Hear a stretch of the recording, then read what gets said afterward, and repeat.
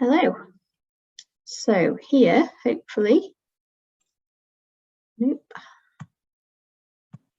here is an image of one of the sources that I'm discussing today.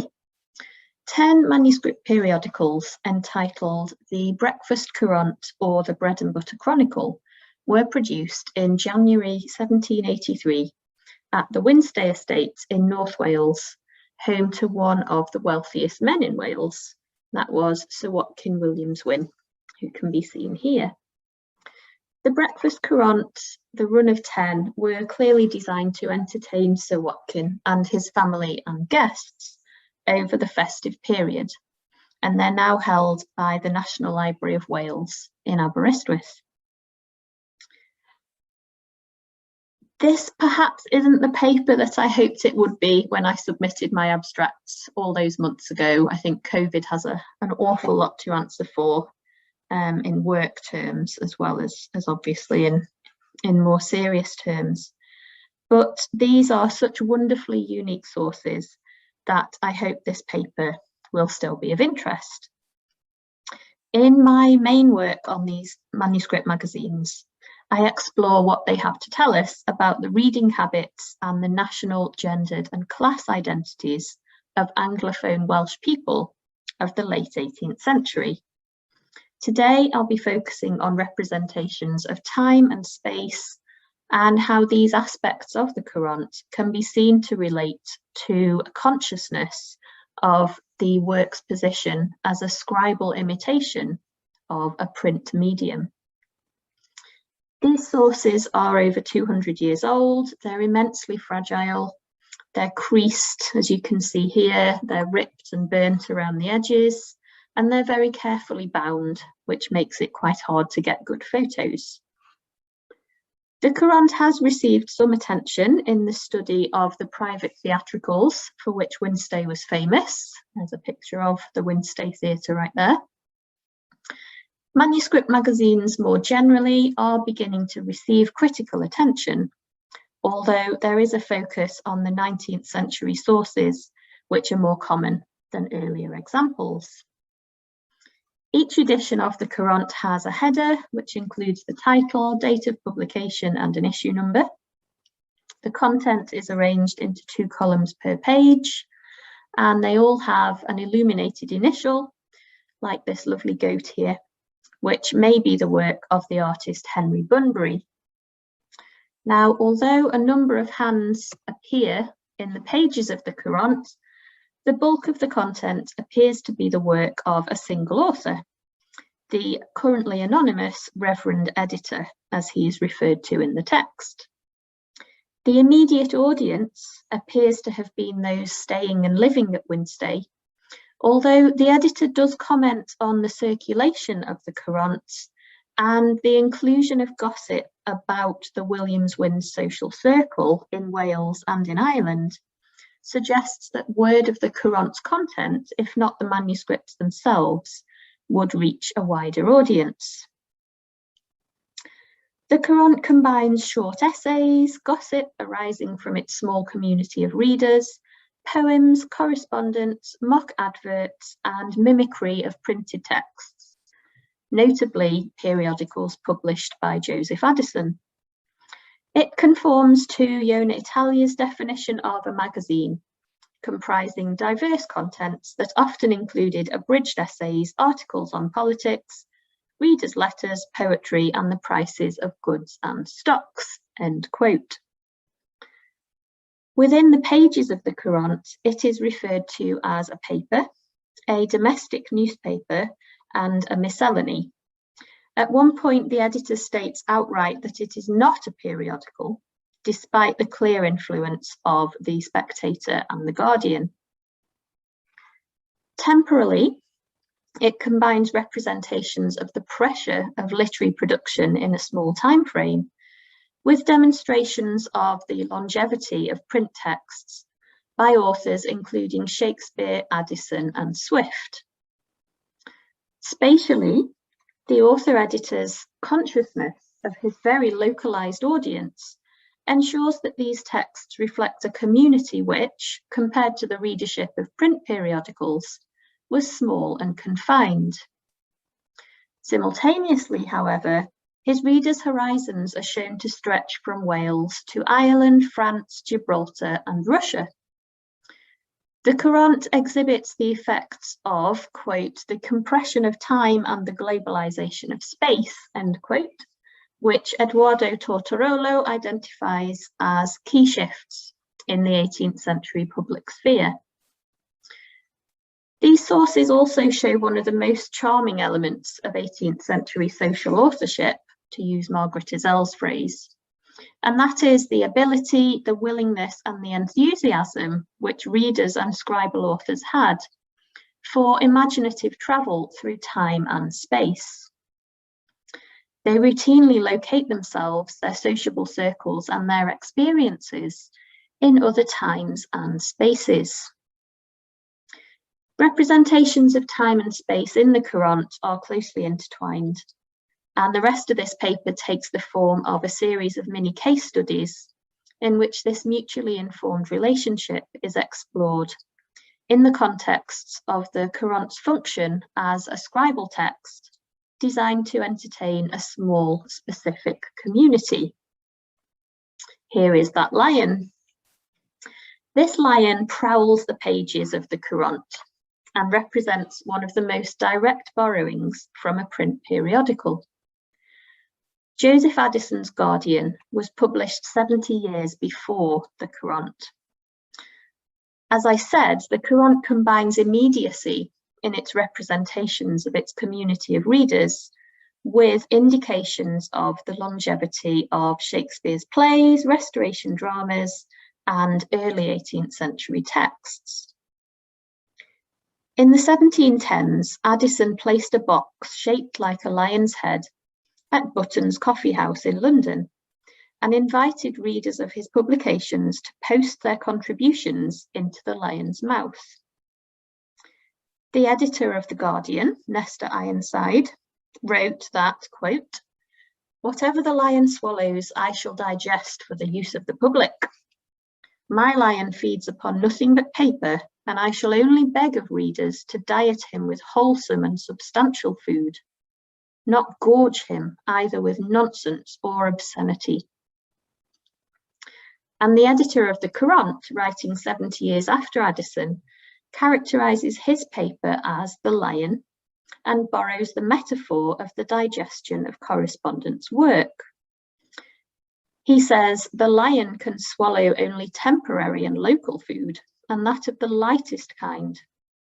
No food whatever can keep him alive above a fortnight longer." The editor's statement here that the lion, and by implication the Courant's readers, can manage only temporary and local food, reflects the author's awareness of the occasional nature of his scribal project and its function in bonding together through wit or humour a select group of people who have in common a specific location.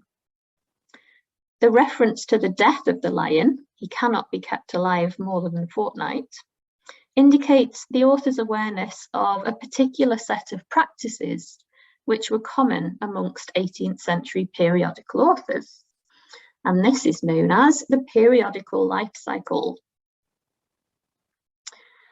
Throughout the 10 editions of the Courant, the scribal author plays on the conventions of print periodicals, not simply by his inclusion of essays, adverts, poetry, and domestic and international news, but also in terms of their self-reflexive nature and structural principles.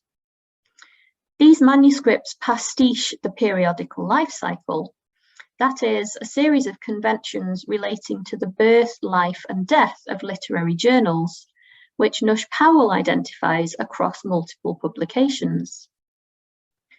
The Courant's author packed the entire periodical life cycle into 10 editions, produced over just 3 weeks. When the first edition appeared, its author and readers already knew that the Courant's probable end would come when guests left Wynnstay at the end of the Christmas period. So the author's statement that nothing could keep the lion, that is the Courant, alive for longer than another 2 weeks, shows that he had an overall plan for his scribal project. As Powell shows, the opening essay in the first edition of an 18th century journal routinely includes a nod to the overabundance of periodical publications, the reason for bringing another into being, and a plan for the text to follow, and the Courant is no exception. This is from the first essay in the first edition. So many paltry publications are daily obtruded upon the public with extravagant puffs of their imaginary merits, that the most effectual encomium of a new undertaking must be a modest silence. We will therefore say nothing, but that all other papers are dull, stupid, defamatory and unentertaining, whereas this will contain everything to amuse or delight a reader. For the news which will appear in it, we have the best assurance in the world that you will approve it, for it will be chiefly your own. The final sentence in particular here reflects the editor's awareness of his paper's immediate function as a scribal text, produced to entertain a select audience in a certain space. Betty Schellenberg identifies, quote, the collaborative generation of wit and the solidification of social bonds, end quote, amongst a small circle of authors and readers as key elements of the practices of scribal culture. The Courant performs these communal and social functions, a fact of which the author is clearly aware. The editor sets out a publication timetable for the Courant, stating that it will be published as regularly as may be on those days when there is no post from London. But the public must not always expect a full sheet. Time and space are intertwined here. The allusion to London shows the author's geographical location at some distance from the capital. But the reference to the London Post also shows the efficiency of the communication networks which ensured that members of Anglophone society in Wales were by no means cut off from domestic and international news.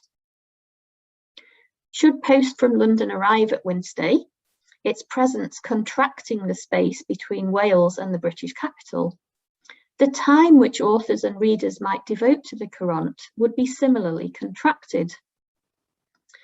The author's exhortation that his readers must remember that he may not always be able to fill the space offered by a full sheet of paper gestures towards his attempt to manage the expectations of his readers.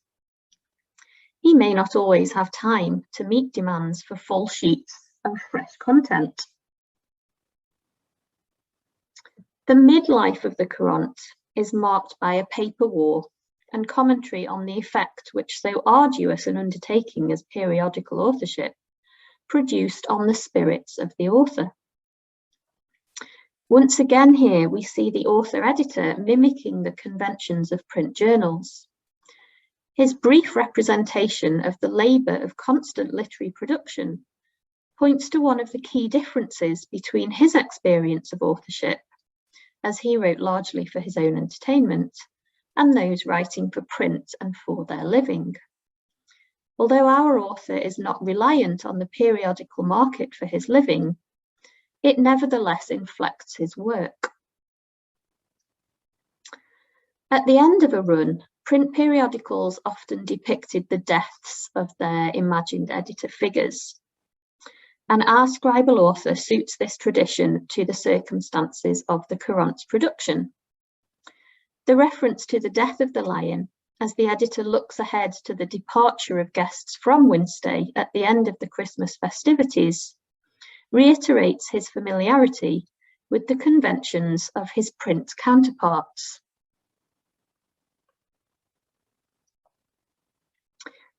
Introducing a series of extracts from, quote, the greater papers, the Courant's editor describes Wynnstay as a little microcosm of 18th century society. Evidence of his awareness of the communal bonding function of his publication abounds across the Courant, and evidence of this awareness is routinely related to notions of space. But the spaces the editor depicts are by no means only those of the Wynnstay estate and its Denbighshire surroundings. The Courant demonstrates the ways in which scribal authors blend accounts of local places, figures, and events with national and international news and ideas. And in doing this, it illumines the connectedness of Anglophone Welsh people with countries and cultures beyond Wales and England. So the editor comments on current affairs and wheels out an array of national stereotypes. The arrogance of Scots people is mocked. Excuse me. French men are said to resemble monkeys. French women are gay dames who paint their faces. Italian artists and dancers are invoked. Irish men are characterised at once as charming to the ladies and as thieves. I mentioned that these sources show how people travelled imaginatively, and the 8th edition of the Courant shown here sees the Wynnstay Theatre and those in it transplanted to Russia in an extract of a letter from Watkin Wynn's Housekeeping, a royal residence on the confines of Goat Crag Mania. And this essay describes the tradition of inviting local people to the final rehearsal before a show opened to its usual middling and upper class audience. So the editor says it is customary for the doors to be thrown open to the neighbouring tribes of coal sacks, knapsacks, and other barbarians who assemble in vast shoals. Not understanding our language, they laugh incontinently at the tragedies or sit in sullen silence in even the most comic situations. The Courant's author draws on widely held stereotypes of Russian people having, quote, no learning nor suffering it to be among them, and as wholly devoted to their own ignorance, end quote. This is obviously not an accurate representation of 18th century Russia. The casual depiction of Wynnstay's neighbouring tribes, that is, working class monoglot Welsh people, as uncultured barbarians, indicates the editor's elitism and his desire to position himself firmly within the social space of the comfortable, cultured Wynnstay circle. Just as he transplants Wynnstay to Russia, the Siege of Gibraltar also makes a serious appearance in the pages of the Courant. In the winter of 1782-83, the Siege of Gibraltar was drawing to a close as the British held out against Spanish and French forces. Thanks to the regular deliveries of newspapers and letters from London, it was clearly on the minds of the Courant's author and readers in North Wales. General George Eliot's use of red-hot cannonballs against the wooden batteries of his enemies particularly captured the collective imagination at Wynnstay. In the 3rd edition of the Courant, Poet's Corner contains verses composed, quote, for the revival of the scornful lady, end quote. The Jacobean comedy written by John Fletcher and Francis Beaumont, in which the poet contrasts, quote, maidens of Queen Bess's reign, end quote, with 18th century women, describing the unshakable virtue of Elizabethan maids as impregnable as Gibraltar.